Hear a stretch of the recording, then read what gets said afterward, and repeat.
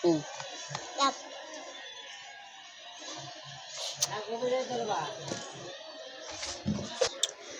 Alam nyo ba guys, na noon pa mang dalaga pa ako sa Mindanao, meron na akong pinabarangay at pinakulong. Hindi po mga babae ha, pero mga lalaki po ang pinabarangay ko at pinapakulong. Kasi dati kasi buyis kasi ako nung um, dalaga pa. Hindi kami makapagsuot ng, nung buhay pa si Papa, hindi kami makapagsuot ng mga ganito damit ng mga sexy, mga kitang ganire. Hindi papayag yun. So, parang na akong buyes. So, that time, may uso kasi sa amin kasi yung disco, baile, ganun, sa Mindanao. So, kasama ko yung pinsan ko that time. Hi, pinsan ko dyan, si Uging. So, may nambastos sa amin. Binastos kami ng lalaki doon. Pero yung lalaki yun, medyo nakainom na, pero hindi naman siya lasing. Sinusuntukan kami dalawa. Sinuntok ko siya, nasuntukan kami. So, pinabarangay ko siya kasi, at pinakulong ko rin siya. Tapos kinabukasan, meron siya mga pasa dito sa mga, pero ko lang pasa.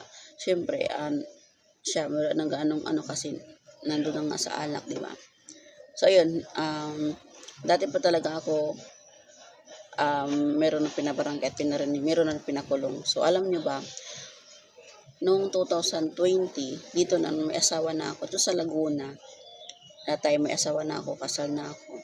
So, meron akong pinabarangay. Kasi ganito yon, nagtrabaho na ako as a company worker. So, at the same time, nag-online seller din ako ng kung ano-ano lang, sapatos, damit, basta kung ano na lang pwede ibenta. So, meron akong nakilala na gusto mag-reseller. So, ano po siya, border siya doon sa Complex Balibago. So, border po siya doon sa malapit sa may barangay. So yun na guys, border siya doon sa Complex Balibago. So, nakiusap siya sa akin na gusto niya mag-reseller. So, nag-reseller siya sa mga items ko. Noong una, masipag siya magbenta, no? Cash to cash po talaga kami. So, no time na yun, nakiusap siya sa akin na umutang ng cash kasi nagipit daw siya ng boyfriend niya. Wala daw pambayad sa boarding house. So, yun. So, since na may tiwala ko sa kanya kasi reseller ko din siya, no? So, pinautang ko siya. Alam niyo ba yung una, good payer naman siya. Nung pangalawa, pangatlo na, doon nagluluko na siya, doon na siya na-start ng pagluluko-luko ng pagbayad. Hindi po malit na pera inutang niya guys ha. Malaki po yun. So, that time, nainis na ako kasi pabalik ako doon sa boarding house niya. So, laging walang tao.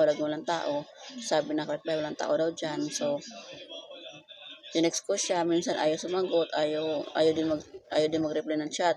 Hindi rin sinisend yung chat ko, siguro naka-restrict ako sa kanya.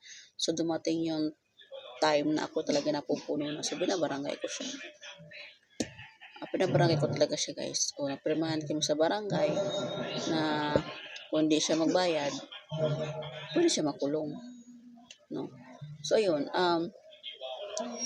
Madali lang kasi yung pautang guys. Madali lang talaga magpautang. Pero ang maningil at makahanap ng mga good payer, napakahirap po yun. Kasi kadalasan kasi sa tao, maganda lang sa umpisa lang yung mga nangungutang.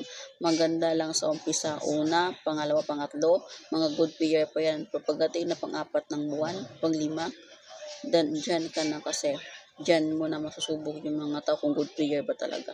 Hindi mo masabing good payer sila pag isa, dalawa, tatlo, ganyan pa na buwan. Hindi mo masabing good payer yung mga yan.